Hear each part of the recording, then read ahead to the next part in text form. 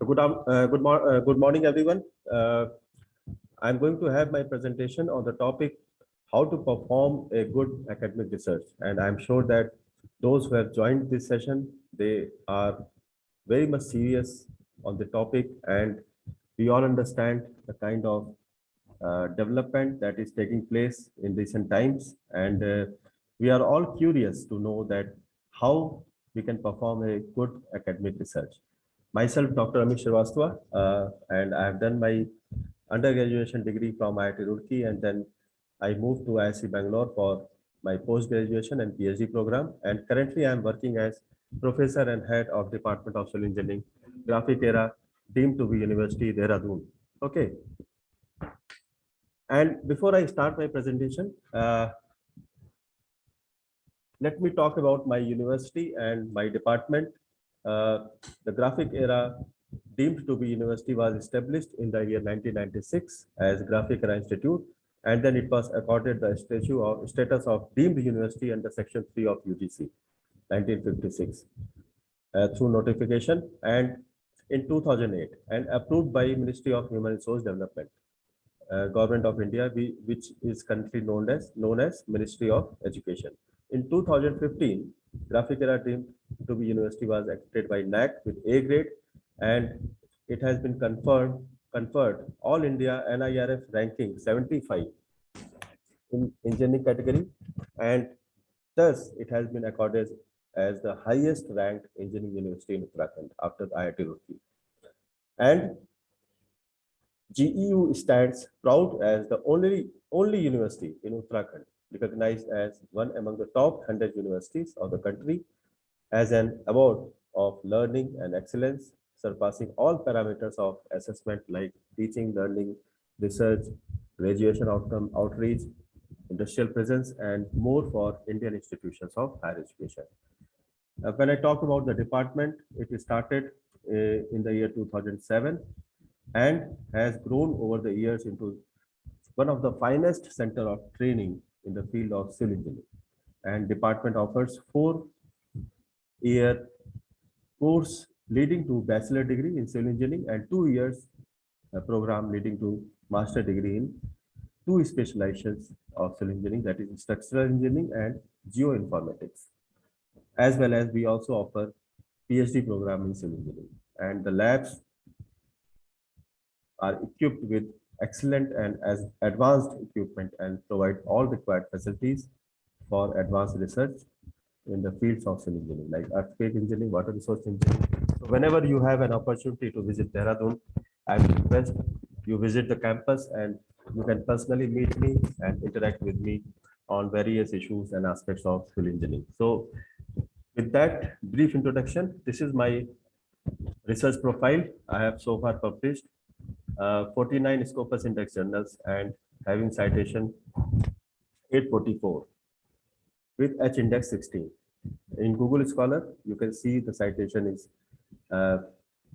more than 1,000 and with H index of 18 and I-10 index of 29. So I was lucky because getting into great institution, I learned a lot about academics and research, and that helped me a lot to grow in this field and finally join this profession.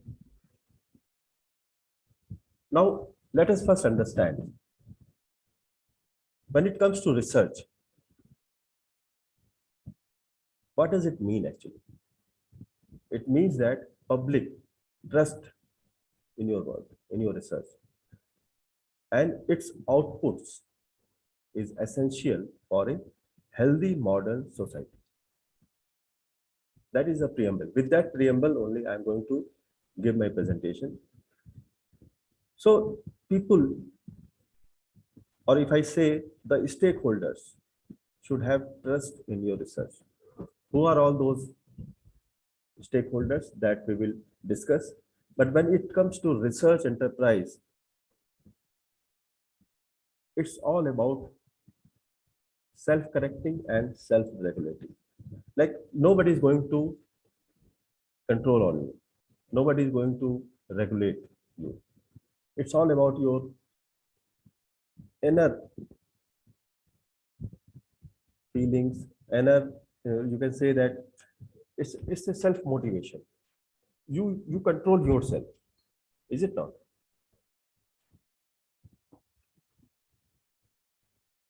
So as I was talking about the stakeholders, you know that stakeholders are funders, then producers, publishers, and products. They are the stakeholders, and research institutions, professional societies, and government agencies. So these people, these agencies, these organizations are interested in your research outcome. And there is a very fine line of trust which is created through code of conduct, protocols, and norms. Hope you all agree, is it not? Now, there are multiple stakeholders, and if you talk about the research enterprise, it's a dynamic global system,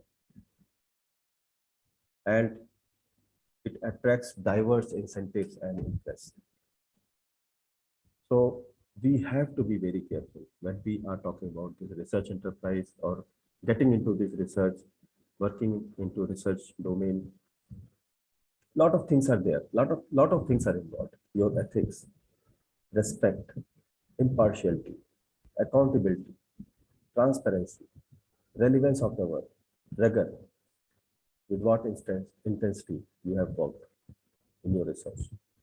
So it all comprises the research integrity, which is very important. Missing on any aspects definitely will lead to less trust in your work, and you are you will be losing the confidence of the stakeholders in your work. So you have to be very careful when you perform research with integrity. When I say research, research means research with integrity.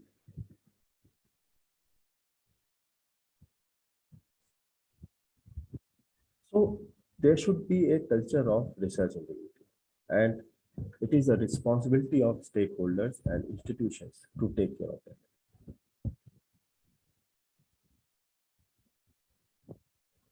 So if I talk about to address issues like there should be well-established SOPs, standard operating procedures, robust policies, then governance, so that you can address transgressions in a very timely manner, fair and transparent fashion. If there is any issue, any transgressions is there. If you don't have policies, if you don't have SOPs, if you don't have strong governance, you will not be able to address these kind of transgressions. Now, there are research misconducts that we normally face every time. It comes to fabrication, falsification, plagiarism. These are the major issues and major misconduct that are observed in the field of research. We know we have softwares, we have many softwares that can identify the plagiarism. But then at the same time, there are many softwares that will help you to remove the plagiarism. So what is our role? Are we doing ethical practices, or we are just dependent on the tools or software? You just download a paper, put that paper in the software, and get your plagiarism removed, and then upload that paper as your own manuscript. Is it true? Is it ethical? These are all misconduct. Falsification, you falsify your results sometimes. If you are doing all these things, I don't say that you do that, but then if people are doing these things, if they fabrication is done, like your results are coming something else, but then you are presenting something else, you are modifying the results. So those things come into the category of research misconduct. Now, This research misconduct, this can happen at any stage of the research process or research design. So for that, you need to understand the research process, and this can happen at any time, at any stage, like from the beginning itself, identification of problem, to review of literature, to setting research question objectives or hypotheses, to choosing the study design or deciding on the sample design, then collecting data, processing and analyzing data, and then writing the report. At any stage, this research misconduct may happen, and you are the only one who can control that. Because in a lab, in an office, in a room, you only know what you are doing, nobody else.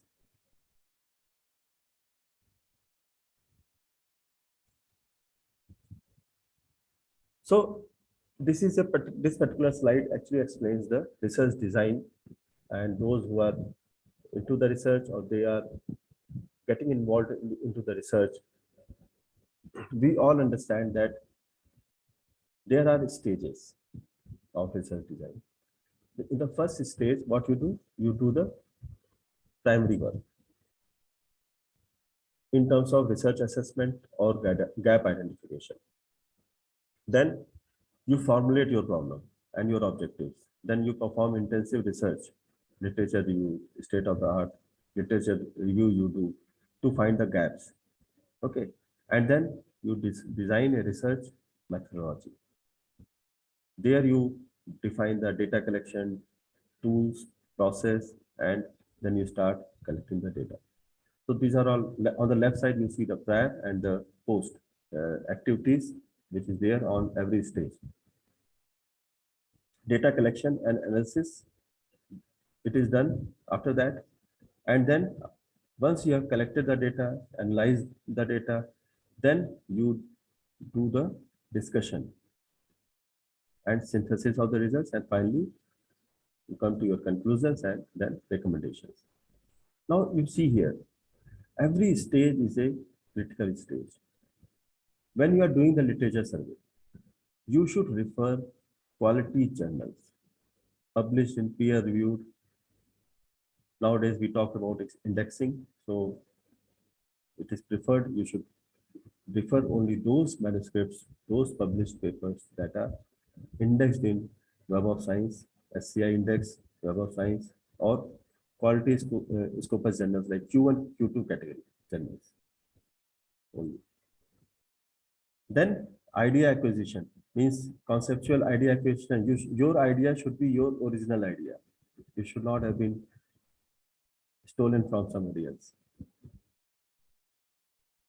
When you start consulting with experts, there you have to be very careful. Choice of experts, because these experts only either guide you or misguide you. So once you are misguided, then you will be misguided throughout your life.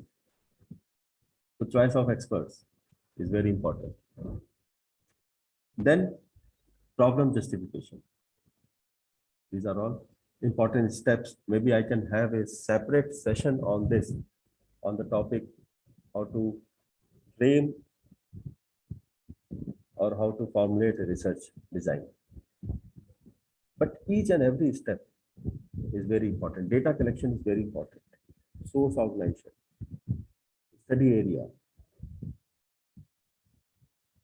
And then after that, when you start analyzing the results, we have the tendency to sometimes, like what we do, that we try to modify the data, but don't do that, because that will come into the category of unethical practices. Now, if I talk about research integrity, according to the US National Institute of Health, research integrity includes use of honest and verifiable methods in proposing, performing, and evaluating the research. And then reporting research results with particular attention to adherence to rules, regulation, and guidelines. You cannot ignore this. If you are following these two things, then only it will be considered as research done with integrity. And there is a well-defined research culture to be developed among your peers, among your team, in your institution itself. Okay, suppose you are from the management side and you are here in the session, then you should try to develop a good research culture in your institution. For that, you should ensure to follow the professional codes and norms, which is there. Present result without falsification and fabrication. That is very important. You should also give credit to other scholars for their ideas. Their name should be there as either as a co-author or as a um, or in the acknowledgement, wherever you want to give credit to your scholars who are there with you to give the idea or to give the input. They should be duly recognized and acknowledged. Then pursue novel, influential, and relevant research.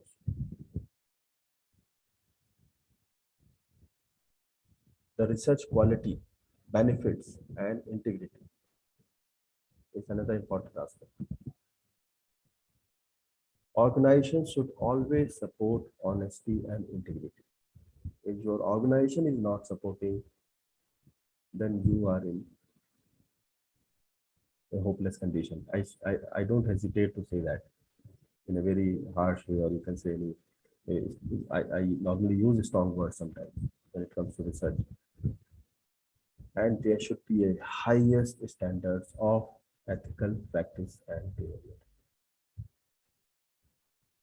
Then only you will be able to ensure that your research organization is producing research outcomes with complete research integrity and in a good research environment.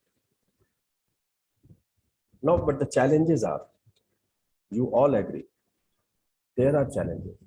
Social impact, public and in some of the organizations, they say that either you publish or you just perish. Okay. There are monetary gains attached and economical impact. So that creates a lot of pressure on the researchers. And sometimes you succumb to that pressure. And you start publishing in a way that gives you very fast result. You submit your manuscript today, within 15 days, you will get the notification of acceptance. And even the review comments, if you see, it will just like you can easily handle it, or maybe some queries which is not taken very seriously. Or even I have seen some of the journals, they will publish without any review.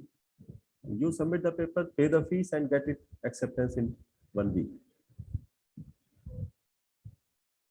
So try avoiding these kind of predatory journals or fake journals that are coming up in a huge way. And India is considered to be among the top in publishing in fake or predatory journals. I should not name the other country because it is recorded. Otherwise, we are just second to that country who are busy in publishing in fake or predatory journals. So, research publications in poor quality and predatory journals lapse in ethical research practices, and it is only flourishing because of the peer pressure that research scholars or institutions are putting pressure on postgraduates, PhD or BTech students to publish. They are setting targets, unrealistic targets. Per faculty, 15 publication, 20 publication per year. Unrealistic targets. How you can imagine that a person can publish 20, 30 papers in a year? Then some wrongdoings happens because of that. Because of that peer pressure, wrongdoing happens. Although you try to produce research publication, and the outcome of this is that there is a rapid increase in research publication in journals of dubious quality. That is the outcome that comes from peer pressure. Then you start doing the wrong things, and then because of that only, the growth is, like if you see the compounded annual growth rate of approximately 3% over the past 2 centuries. So this is serious. So there are some agencies who keep a watch. I don't know whether you have heard this agency, Retraction Watch. They promote transparency and integrity in science and scientific publishing, and to disseminate best practices and increase efficiencies. So they maintain a database of retraction. You must have seen in the news or maybe in the articles that so many papers, manuscript has been retracted. Why they have been retracted? Because of these agencies who are keeping a watch on your published work. So they maintain a database of retractions, expressions of concern, and related publishing events from all over the world. So I'm sure that you should not be caught in that. Is it not?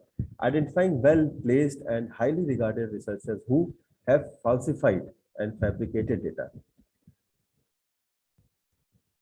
So they are busy in doing this. Journals that have retracted publications because of bad peer review practice. All these database, you just Google search this retraction watch and you will find all. This is the website. I have already provided the link here, retractionwatch.com. Then they also identify the funders that have stripped researchers for their current funding or barred them from seeking future research support. So these are all serious matters. So people are there who are watching you, who are taking care of your published work, and if they find any kind of falsification is done, they are going to report, and you will be reported in the public domain, and then it becomes a serious issue. Sometimes even I have seen people losing their job because of that, because their name has come in this on the website. Now, plagiarism. What does it mean? Plagiarism, basically they electronically scan the documents and machine learning and text analysis. Through this they actually do this plagiarism activity. Data fabrication, falsification of results, mishandling of research subjects, conflict of interest. These are all major issues. That's why you have to declare at the end. When you submit the manuscript, you declare certain things you declare in the manuscript. There is no conflict of interest. Data will be available in the public domain, or you will be providing the data whenever it is required. Something like that. Then you have given due credit or to all the co-authors involved in the manuscript. So all these informations are, declarations are there. Now, coming to research integrity and ethical practice. Research organizations, including universities, have developed their own guidelines for their ethical conduct of research. Some great institutions, good institutions have their own guidelines. But what is lacking is a culture to support through sound governance structure to ensure that research conduct is rare, and procedures and processes to address the violations fairly, promptly, and effectively. If and when such misconduct occurs, they are also lacking. So these are the major challenges that has to be addressed by the policy makers or the people who are on the board to take care of the research practices in the institution or organization. So keeping in view, even you know that UGC has also taken the initiative to promote the academic integrity and publication ethics in Indian universities, called as Consortium for Research Ethics, CARE. And this is the link for the website. You can go through and see what exactly is there. Then there is another office which is called Office of Research Integrity, ORI. Okay, and the UGC has also asked all the institutional organization to establish their own ORI as organizational entity responsible for the implementation of these guidelines at each institution. Okay, so hopefully these ORIs are already there in your institution. If not, then definitely it is going to be established in time to come. Now coming to research training, it is very important because all researchers who are new to this field should be trained to develop materials for training on research integrity, ethical behavior, and good research practices, so as to provide the substantive knowledge and skills and competencies for the researchers.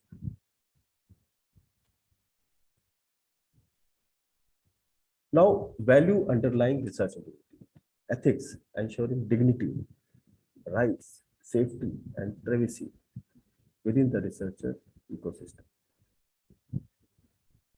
When it comes to rigor, high quality research design, reliable data, appropriate use of methods, rigorous and careful analysis, and transparent reporting and interpretation of the results.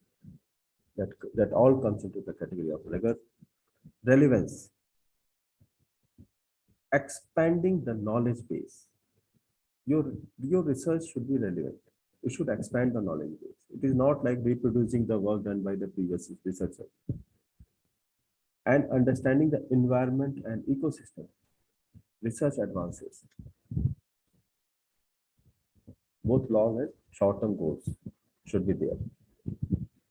Then when it comes to transparency, honesty is promoted through transparency in developing, undertaking, reviewing, reporting, and communicating research in a fair, comprehensive, and unbiased fashion. Your system should be transparent. Honesty should be promoted. Honesty should be kept at the top.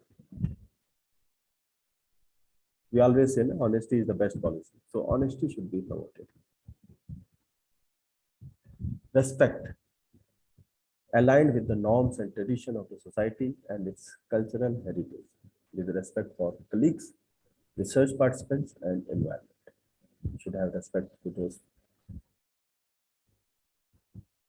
Then impartiality. When we talk about impartiality, objectivity, and lack of bias,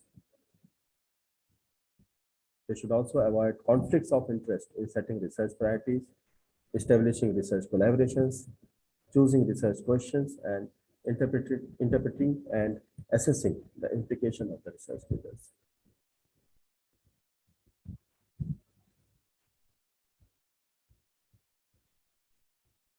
Independence. Any research activity should not have undue influence of others or other non-researchers with a stake in the outcome of the research. So all researchers should be allowed independence in the design, conduct, analysis, interpretation, and dissemination of the research and research findings.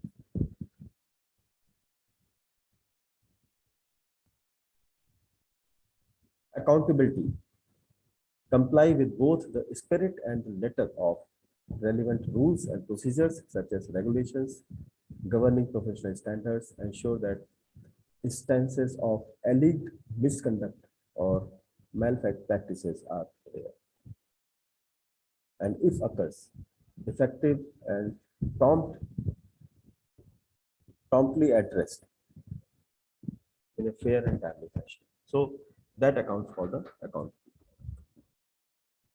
Now, what should be the framework for good academic research practice? It's a multi-part research framework, and it takes care of not only research design, but conduct of research and research dissemination. It should take care of everything. So coming to research design, research planning for responsible research conduct, it should be there at the first stage.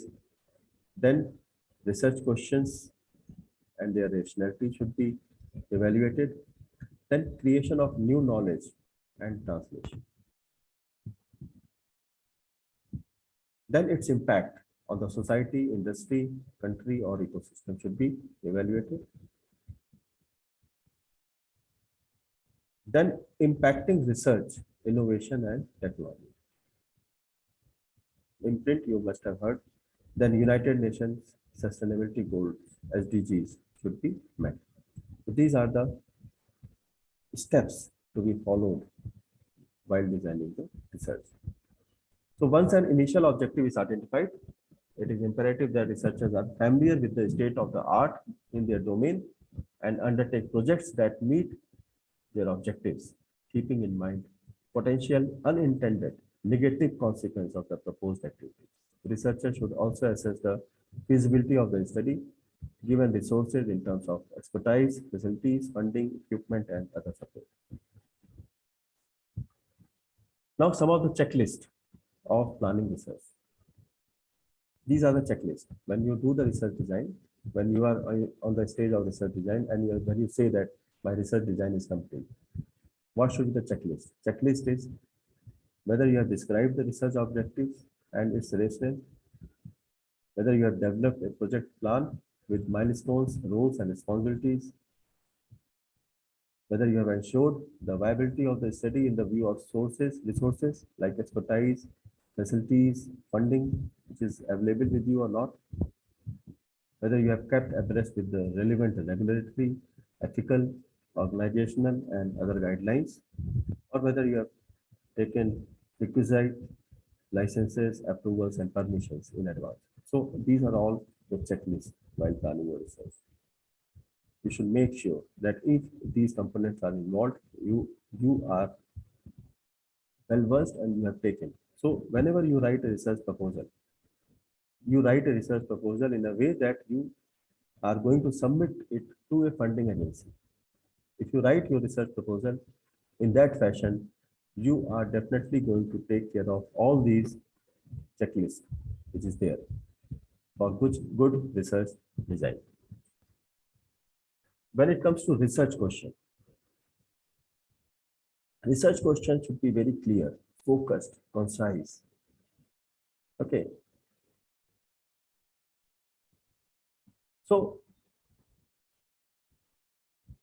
when it comes to research question, how do you ensure that it is clear?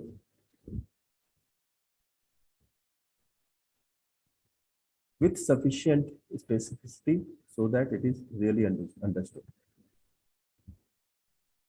Focused means to ensure feasibility given the available resource and time frame.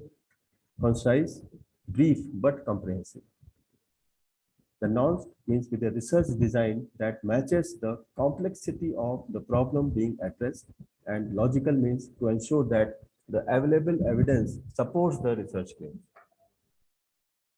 So research question should take care of all these aspects of research design. Relevant. So for that, if you want to really frame good research question, you should have done relevant literature review. You should have done expert consultation, and you also have supporting theories, available data, and records. All these three components are important while framing a research question. Then research process, where we talk about detailed journaling, means literature review, then keeping the record and performing the documentation.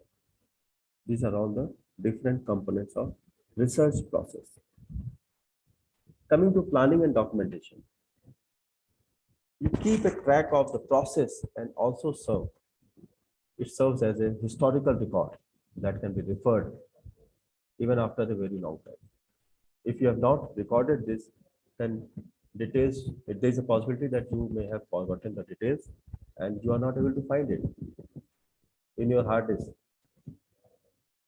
Then to understand what is to be done and to describe to potential funders the nature of the research approach and its feasibility. Suppose you are looking for the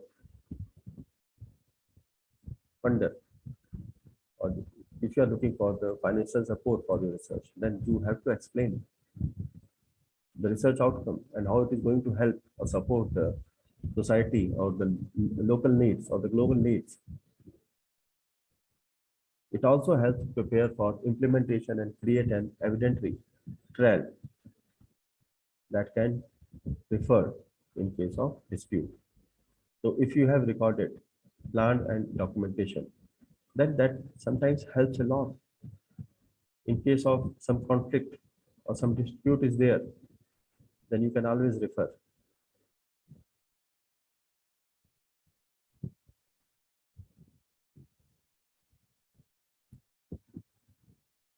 So these are all the details of literature review, like what do you mean by literature review? That involves searching and compiling the literature available on a specific topic.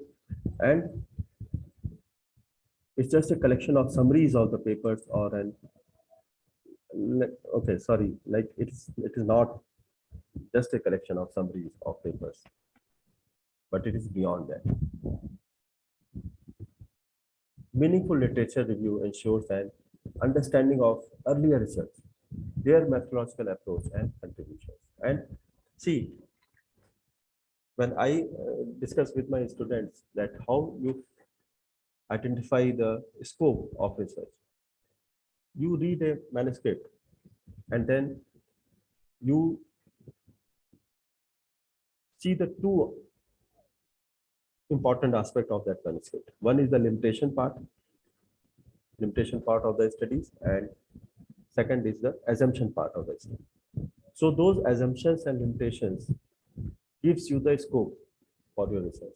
So in every literature, whenever you are doing a literature review, when you are going through a manuscript, you read and understand the manuscript, but then you take out the content where your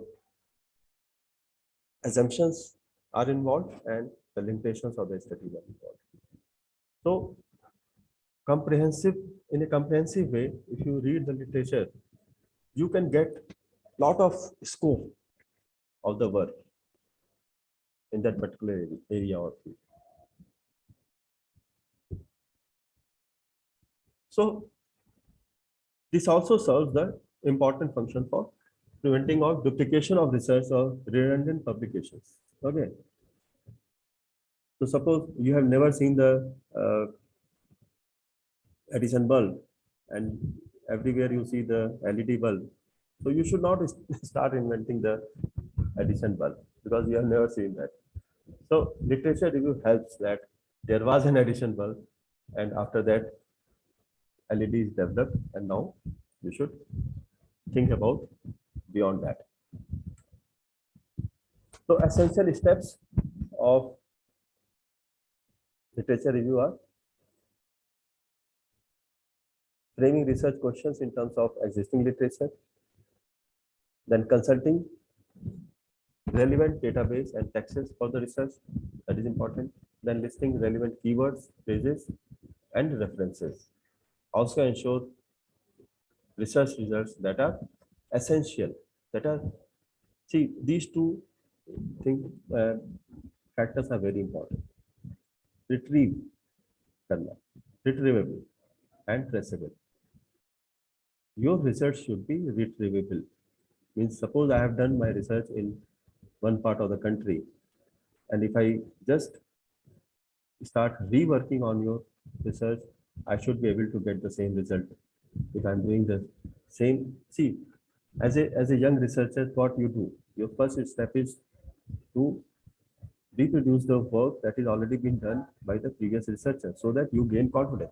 You develop confidence in you that okay, yes, I'm on the right path, on the right track. But suppose your results are not retrievable,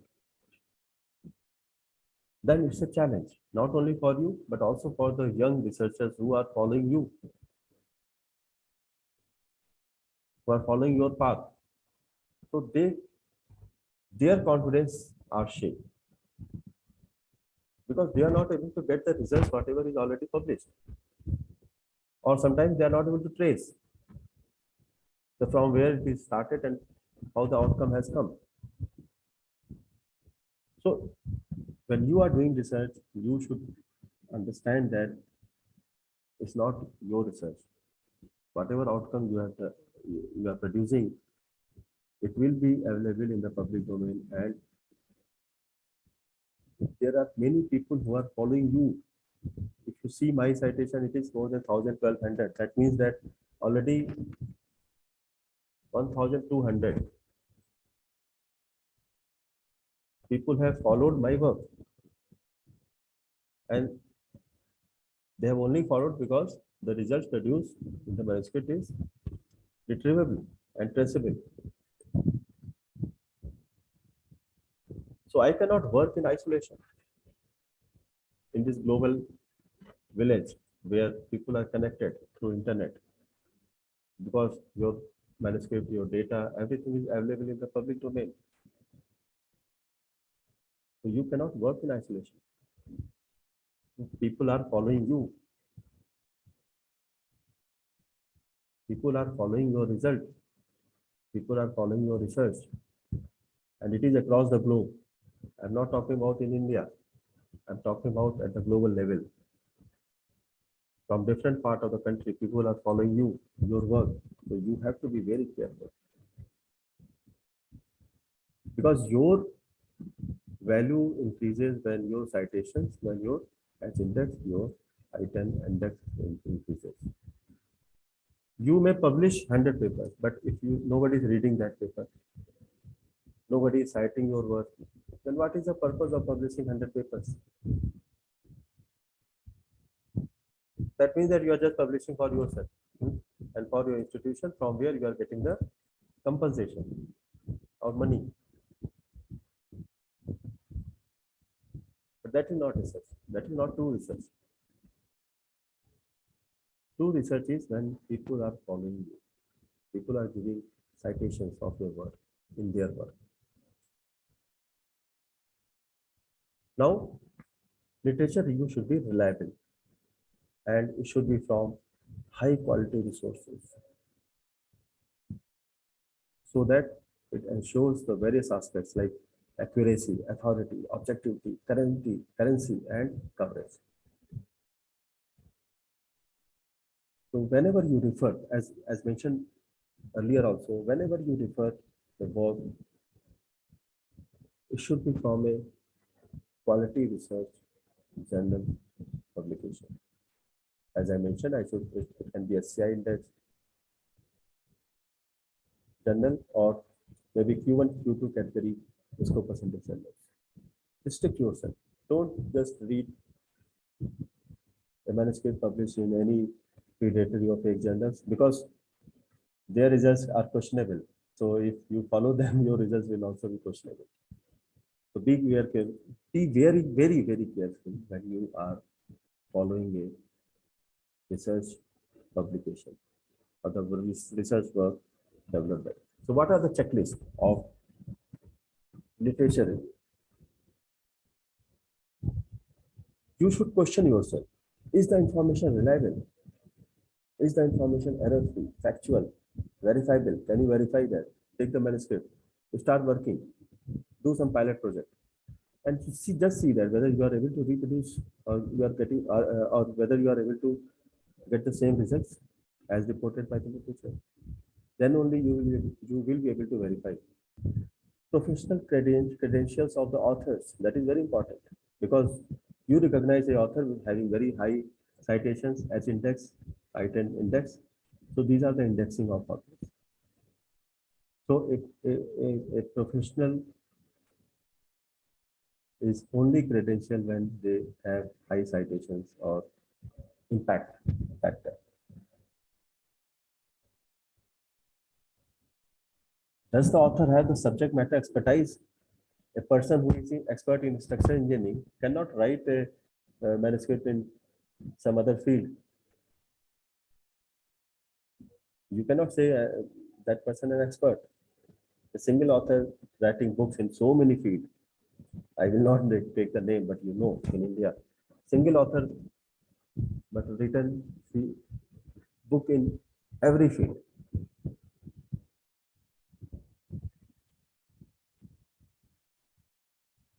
So, do you think that person is expert in all field? Practically impossible. Then information provided is relevant or not?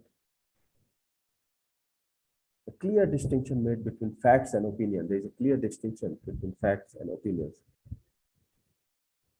Then inform whether the information is biased or unbiased, or whether the information is current or outdated.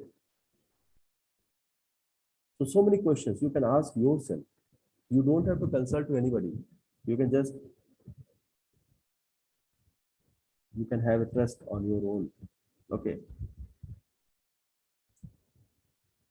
Citation analysis, as I was mentioning. Citation analysis is a very powerful approach for selecting articles for literature. If you are going through my article, see, you can always get the citation. I can just see if I can give you the example. Any article has citation, you know that, is it not?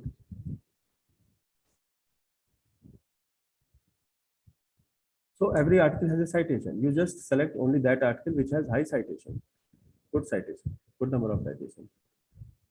Is it not? If a particular article is having 100 plus citation, that means that that article is good to refer. Is it not?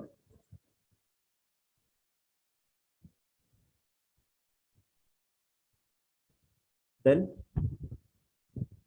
it can help quickly in identifying the authors and research articles with substantial research citation impact. पहले तुमने article देखा, first you have seen the article, and after that who has written that article. That will also help you to identify the authors. Then you can take that author as your expert. You can have interaction with that person, and you can get the guidance of your future research work. So citation analysis also helps to identify research that other scholars have found useful and have cited in their own work. So citation and co-citation analysis can further assist in identifying the articles and scholars that have been particularly influential in the field. किसी भी scholar को article को follow करने से पहले उसका citation जरूर देख लें. If you are following an article, if you are following a scholar or researcher, kindly check the citation of that article and scholar. You will never be misguided. Data, research methods, and analytical approach. So this is two aspects of data research methods. Like once research questions clarified, contextualized, and located within the existing literature, then evidence through data is obtained to support or refute the research claim. So your research claims can either be supported or refuted based on the data. And I hope that you all understand this aspect. So a sound, systematic, and rigorous research practice vary by discipline and underlying ontological, epistemological, and methodological assumptions and traditions. So, availability of resources, skills, and time. These are the factors important when you try to select the data analysis approach or the approach that you want to follow. Foundation and scope for research projects and after research questions. next step in the research design. So that will be decided based on these aspects. So what is appropriate research method? That explains the research question, the source and nature of data, and purpose of the research. Is it not? So you have to collect the primary data and secondary data. You know what do you mean by primary data? Primary data which is collected by the researcher, and secondary data is that data that already exists and you have just taken the information from there. So how do you obtain the primary data? From the experiments, surveys, focus groups, interviews, case studies, and other sources. And field research often involves detailed observations, document review, and analysis of natural phenomena, human artifacts and objects, as well as behaviors and actions like that. So researchers must also define the target population to collect the data. I think those who have done the research methodology course doing their research work, either into PG work, post graduation, or PhD work, they must be able to appreciate what I'm trying to say. So I'm not going to get into the details because that requires a separate session on data analysis and tool packs. Then, so statistical techniques are used for the analysis of data, and the methods of employed to analysis, to analyze, to synthesize, interpret, and make sense of such data that also vary. Okay, depending upon your source and nature of data. So when it comes to data, there all research integrity comes into picture. Like from careful data collection to systematic use of rigorous method to proper interpretation of the findings. So systematic rigorous analysis is essential for producing consistent, reliable results. And over the last few decades, a lot of attention has been focused on replicability and reproducibility of the research. This is very important. These two terms are very important. Those who are the young researchers, they should understand. What do you mean by replicability and reproducibility? Suppose I have performed an experiment, and if I perform the same experiment 3 times, 4 times, 5 times, and if I'm getting the same result, then that comes into the category of reproducibility. What does it mean? What does it mean? Have you understood?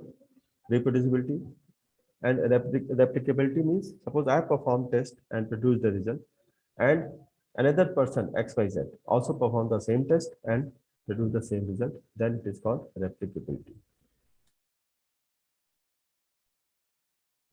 So these two things are very important in any research integrity. Wow.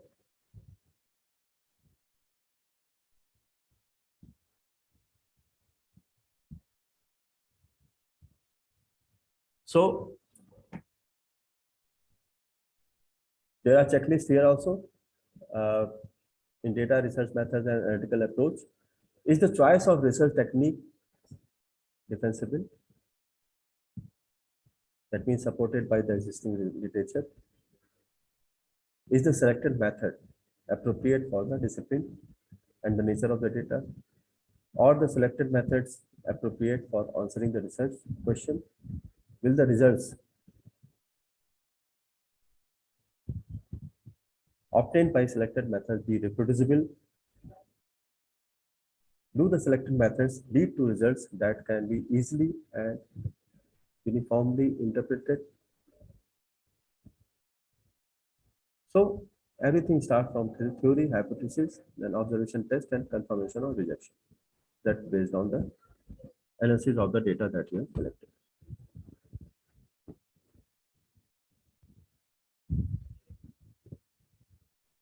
So interpretation of results should be supported by data and analytical methods.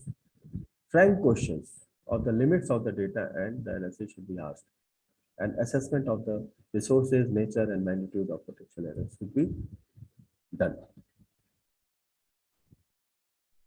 When you should be wise and fair in your approach.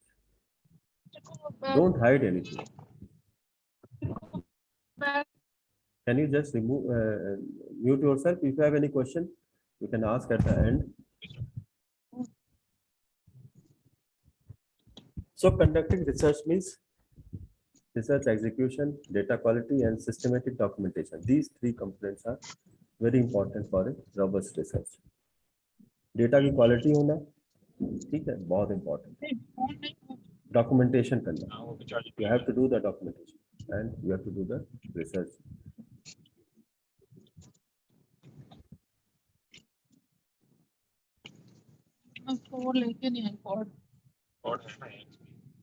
Can you just mute yourself? Somebody who is unmuted.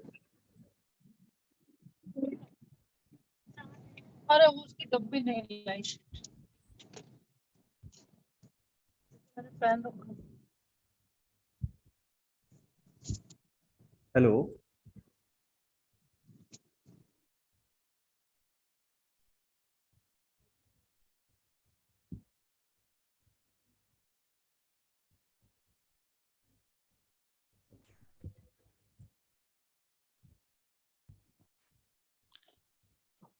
Sir, she has muted.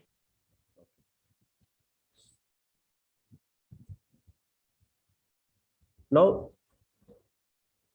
coming to conducting research, I don't know how many of you have heard this open data. Open data movement is a part of wider open science effort to make research outputs more robust and reproducible. So what authors do, they submit the research data and make them available for their scholars who can replicate the analysis and build upon earlier research without having to incur the cost of obtaining their own data. Ability to replicate analysis gives opportunity to correct errors and honest mistakes. See, this word is very important, honest mistake, and detect potential ethical and moral oversights in the published research. So some of the checklists when you are into data collection, these are the checklists that you should definitely follow. What data were collected and when were they recorded? Did the research involve an experiment? Were the data collected at different levels of analysis? Were the data on the population or a subsample? Like that, there are a set of questions. How was data integrity ensured? Data cleansing process were properly documented or not? Specific rules of defining, identifying, and handling outliers has been taken care. Data transformation satisfactorily documented and justified. So like that, lot of checklist is involved because this is the main aspects of your research. Because your acceptance or rejection of your research outcome is based on the data.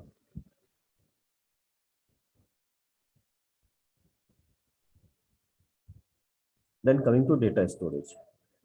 Research data and related files need to be stored securely during all phases of research process. Data ownership, accountability, access restrictions for safety and privacy, data integrity by keeping a copy of the data, rules for data archiving, storage, and retrieval, periodic backups and redundant storage in multiple media, careful, reliable data collection and storage and retrieval. So these are the aspects should be taken care in data storage. When you take the data, it should be stored in a very safe and secure manner. When it comes to research misconduct, okay, it is defined as fabrication, falsification, or plagiarism in proposing, performing, or reviewing research, or in reporting the research results. It is defined by Federal Research Misconduct Policy 2000. So research misconduct does not include inadvertent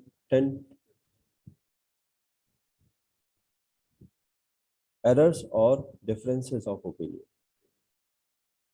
However, generally accepted standards play a major role in describing significant departures. knowingly, intentionally, or recklessly departing from standard practice can be grounds for allegations of misconduct. Be very, very careful. So what does it mean? Fabrication. Fabrication means making up the data, not result. Falsification means manipulating research materials, equipments, or processes, or changing or omitting or data, or results that the research is not accurately represented in the research report. And plagiarism, we have already understood, appropriation of another person's idea, process, results, or words without giving appropriate credit. I know many of the researchers were in trouble or are in trouble because of this plagiarism issue, because of this falsification or fabrication of the data, and they are blacklisted. Research misconduct also comes from data manipulation, image tampering, even relabeling of the axis, distorting a visual representation of the data, or using the same image to suggest that it represents results from multiple experiments. More common with the ready access to software, which allows researchers to manipulate the pictures of the slide, biological specimens in minor ways to imply changes over time or represent multiple observations when in fact they are simply variations of the original picture. People do such malpractices. So type of plagiarism, redoing the people's research and representing it as one's own without referring to the original one. Copying someone else's research idea, copying text from other author without appropriate permission or attribution or acknowledgement. These are the different types of plagiarism that are there in practices. So Horkoff in 2015 has laid down the best practices that should be followed. So in general, a person using another author's text, data, method, ideas, result, or formulations should identify the author or document the source. All intellectual property, regardless of formal, should be appropriately attributed to the original owner. Researchers should neither submit previously published results without proper attribution, nor submit the same manuscript to multiple journals simultaneously. I know many of you must be following this common practices. Is it not? If you are doing that, please stop that. Is my serious suggestion. Conference presentations may be regarded as published materials and cited appropriately. References to unpublished work of other authors should be identified as a personal communication or directly attributed to the author as an unpublished source. Reviewer must be particularly careful in ensuring that the material under review is treated as confidential until unless it has been published. Using parts or ideas from material other than under review without proper attribution is not only plagiarism but is intellectual theft, which places the entire evaluation system at risk. Because we, in academics, we still do this practice that we trust each other. And that is the reason we work, we write, and then we submit the manuscript, even without getting the degree, even before getting the degree, just to publish that work. But people become hesitant if such practices are common. So please, because it is taken very seriously. Then it is common for researchers to refer to his or her earlier research again when citing one's own work. It is best practice to treat it in the same way as if one was citing another scholar's work. Neglecting to take such precaution is again self-plagiarism. Okay, so you should not fall in trap of these practices. Be very careful in doing the research work. Collaboration and authorship.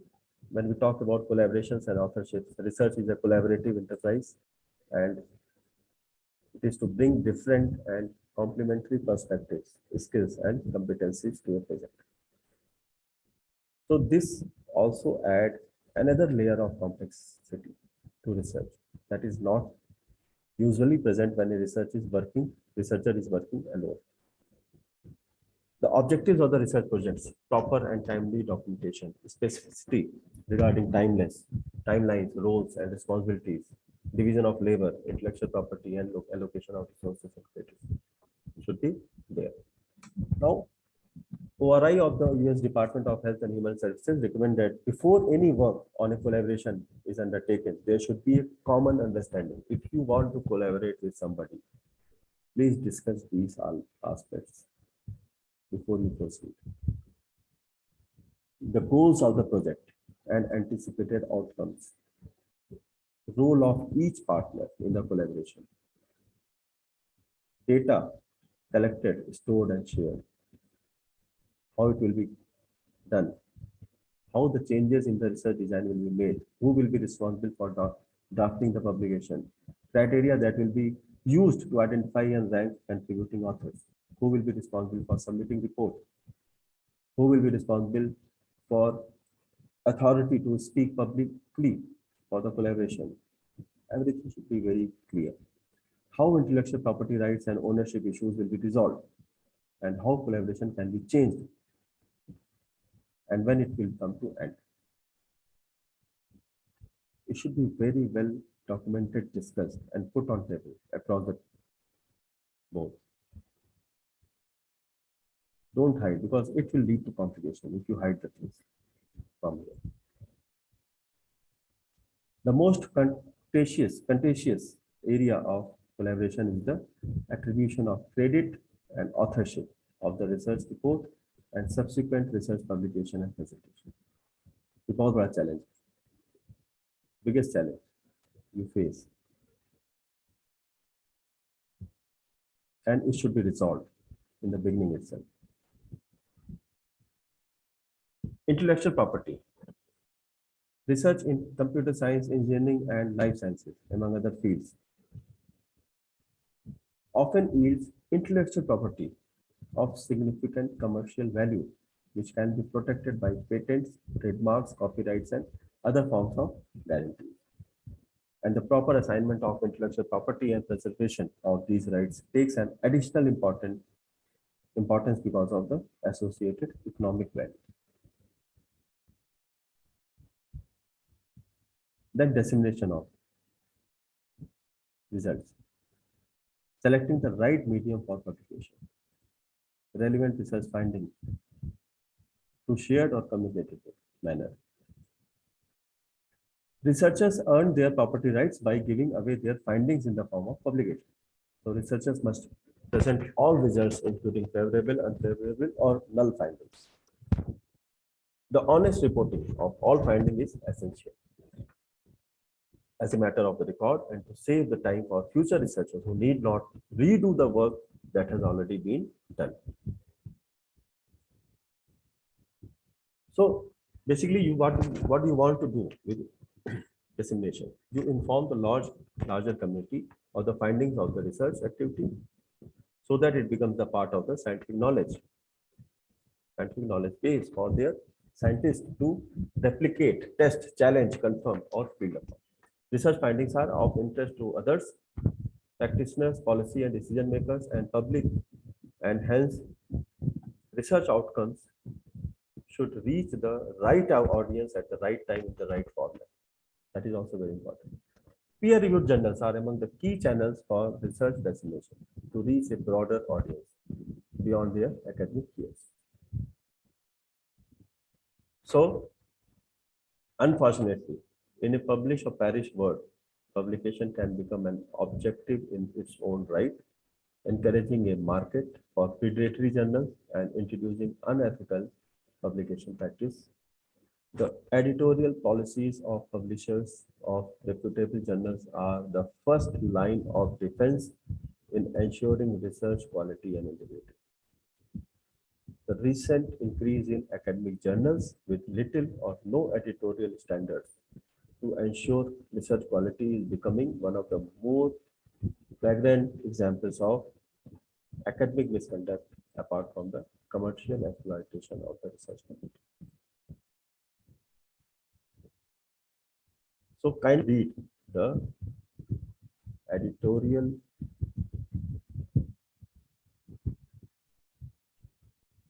standards.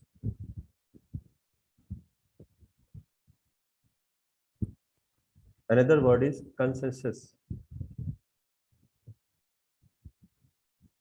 What is the definition? Predatory journals and publishers are entities that prioritize self-interest at the expense of scholarship and are characterized by false or misleading information, deviation from best editorial and publication practices, a lack of transparency, and the use of aggressive and indiscriminate solicitation practices. So researchers should avoid predatory journals both as an outlet for their manuscript and as cited references in their research. Kindly avoid. In this context, the UGC guidelines document public notice on academic integrity should be referred. Okay, that is very specific to predatory journals. So how do you identify a predatory journal? Guaranteed acceptance upon submission. No peer review process. Just pay and publish. No check on quality of manuscript. No check on journal scope. Misleading or self-generated impact factor. I've seen many of my friends saying impact factor of the journal is 7, 8. Then I asked that, okay, what is the source of that information? Then the simple answer is, it is written on the website of the journal. But that can be misleading because it is self-generated. No editorial board, publication of poor quality content. So when you go through, when you identify or when you face this kind of situation, then you immediately understand, you should immediately recognize that these journals are predatory journals and don't entertain with them. So when it comes to quality journal, what are the checklists? Do the aim and scope of the journal match that of the research? Has the journal published articles of similar nature? What is the journal peer review process? Does the journal reach the relevant audience? So you have to think a lot. You have to think a lot, check a lot before submitting. And you should always try to publish your work in quality journals. You can start from the top. That will, if your work is peer reviewed, if your work is reviewed by third party, there are many advantages. It gives you an opportunity to improve your work. And for researchers who are doing their PhD, that time also you get continuous assessment, third party assessment of your work to keep improving so that at the end, you will not be very much stressed. Why? Because your work is already been assessed by third party, by an expert in your field, and the expert has already given comment to your work. Based on that, you have already improved your work and you have published your work.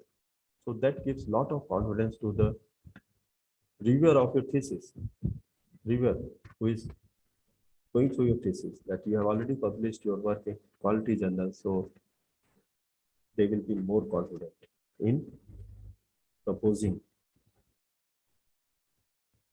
your work in a positive manner.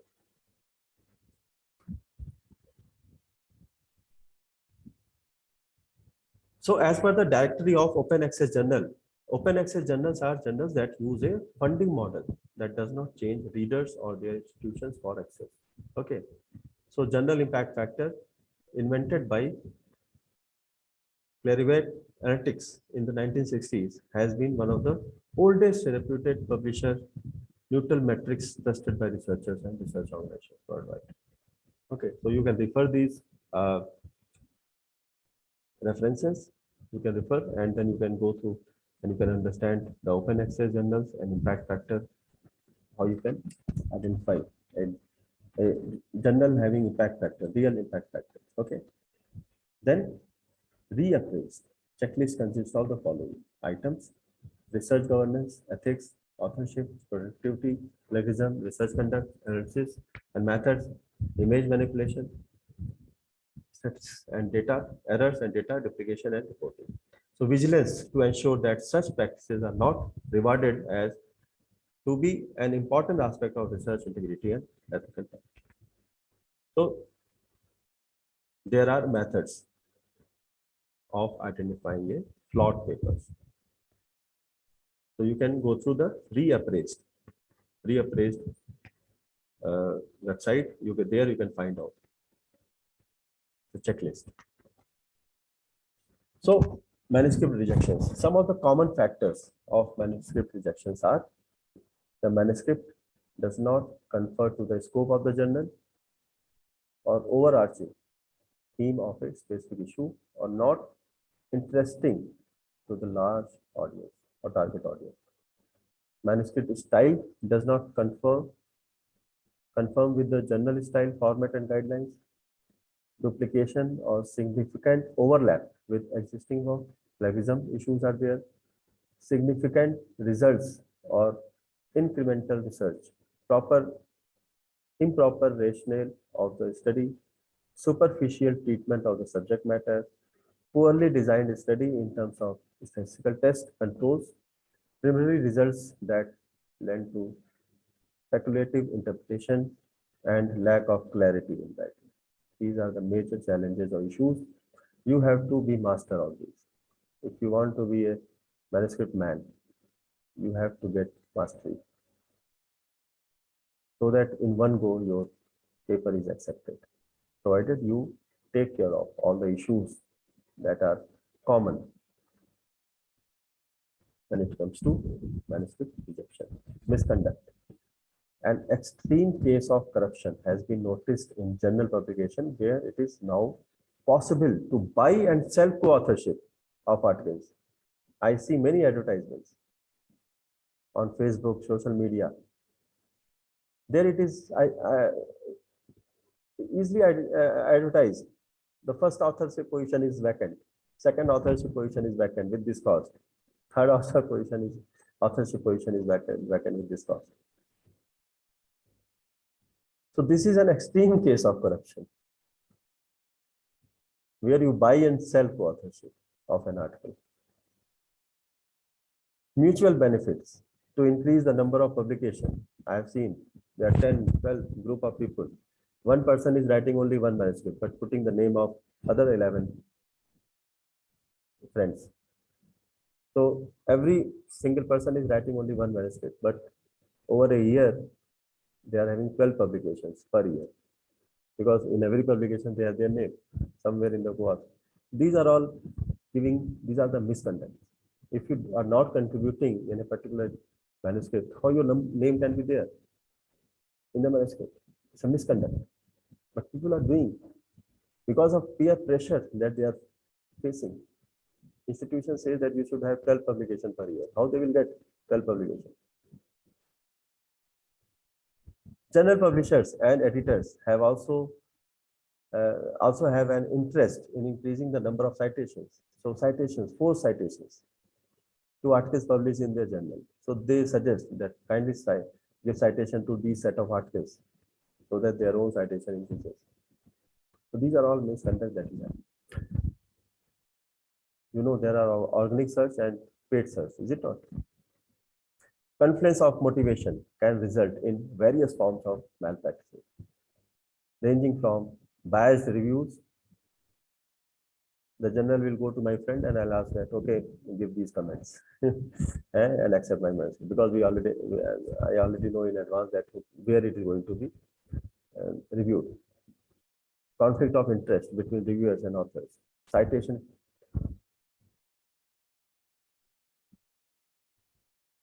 And inflated authors and journal self-citation. These are the issues, misconducts that are nowadays observed a common practice. But it's a short-term gain. For the short-term gain, you are putting your image on stage in a long term. Translation of research. Technology transfer is the transmittal of developed ideas products or techniques from a research environment to one of the practical application, and this is important component of research life cycle.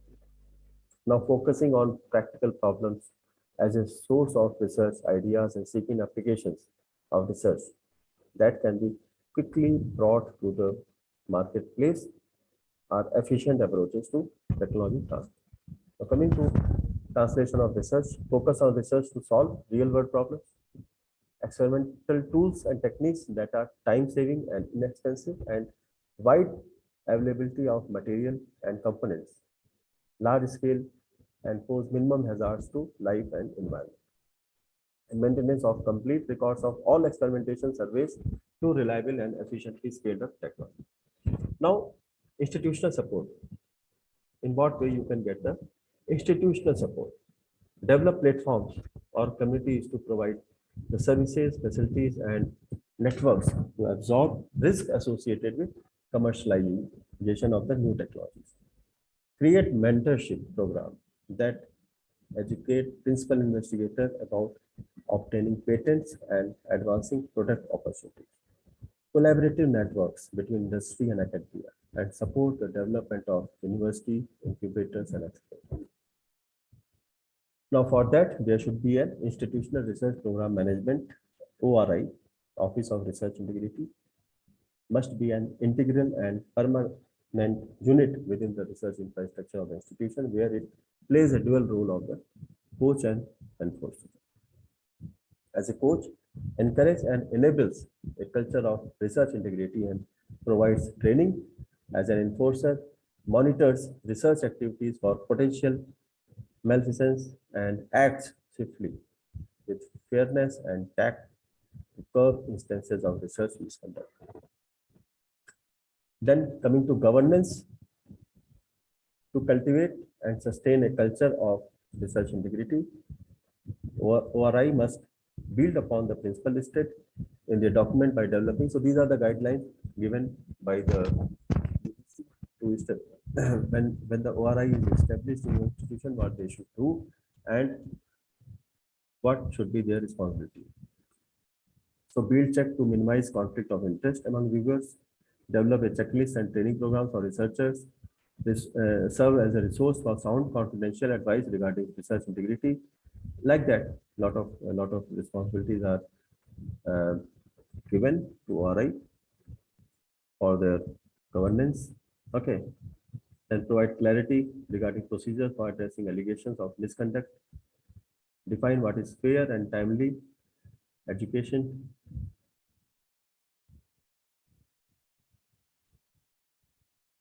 Now, coming to training, senior leadership of the university or research organization, as well as one's immediate supervisor, should take the lead. They should develop the checklist and training materials and delivery of the training on a regular basis. They should also enforce awareness and adoption, making the training program on research integrity mandatory. Different stages of research cycle on a specific form of misconduct at each stage. Then certification based on the successful completion of a rigorous course of study. So in this way, the training should continue.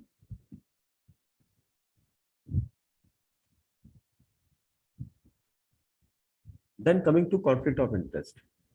It arises when a researcher can derive personal gain while acting in an official capacity.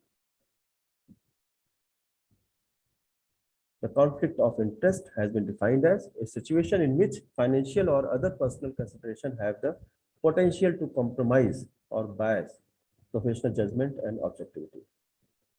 An apparent conflict of interest is one in which a reasonable person would think that the professional's judgment is likely to be compromised. It is important to note that a conflict of interest exists whether or not decisions are affected by a personal interest. A conflict of interest implies only the potential for bias, not a likelihood. So to avoid potential conflict of interest, declare any real or perceived financial or professional conflict of interest. Be aware of and abide by the organizational regulations and guidelines regarding the management of potential conflict of interest, and constitute and follow a policy of complete disclosure, especially with respect to the financial conflicts, and focus on the scientific merits when conducting a grant or manuscript evaluation, and also undergo training to uncover the personal conscious and unconscious bias and exercise constant vigilance. Coming to mentoring, senior researchers are responsible for training and mentoring the students and junior scholars. This image itself explains everything. Importance of integrity, ethical behavior, and good research practices, and lack of knowledge among junior members of a research team is not under any circumstances an excuse for unethical behavior. So you cannot claim that lack of knowledge has led to the unethical behavior. It's not an excuse.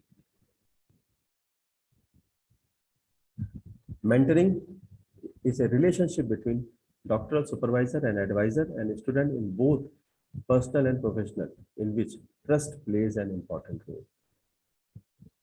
Knowing the rules, however, is not the same as knowing how to interpret the rules. Discussion between the mentor and mentee are important, and mentors must ensure mentees to serve the profession and professional societies by offering them opportunities to help with research conferences and review papers. So how you can help? Your mentor can help you by giving you opportunity to review the work submitted in conference or journal papers, journals.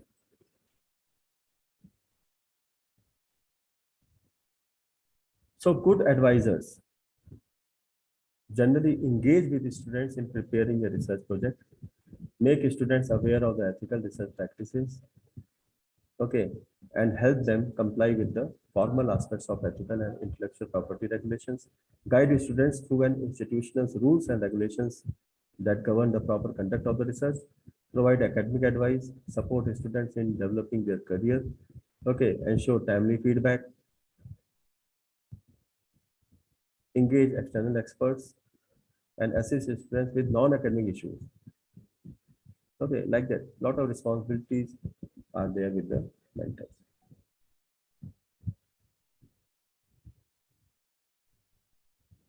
And on the same side, the students should also be responsible to know what it means to be a scholar in good standing with respect to the rules and regulations of the institution, be systematic and rigorous in the conduct of research, carefully plan and execute research protocols, follow safety procedures, diligently maintain accurate research records, seek advice of senior faculty members, researchers regarding ethical questions and practices, disseminate findings in the timely manner, present the findings in an unbiased, ethical manner in accordance with the highest standards of the research. This is the responsibility of a student. Both supervisor and students are equally responsible to create a good research environment.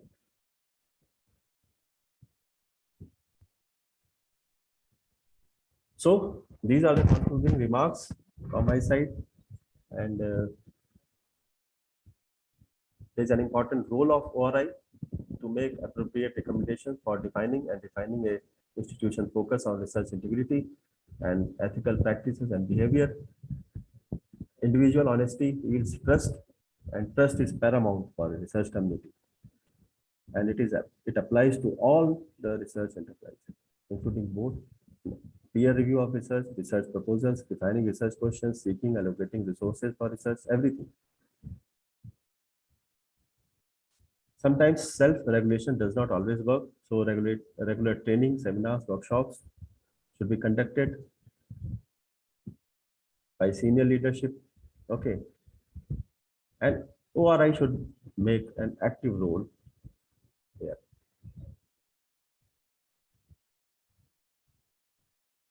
So thank you very much for being with me. I have taken more than, I think, 1.5 hours.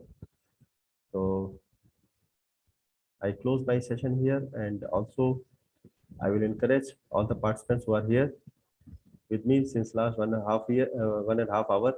They can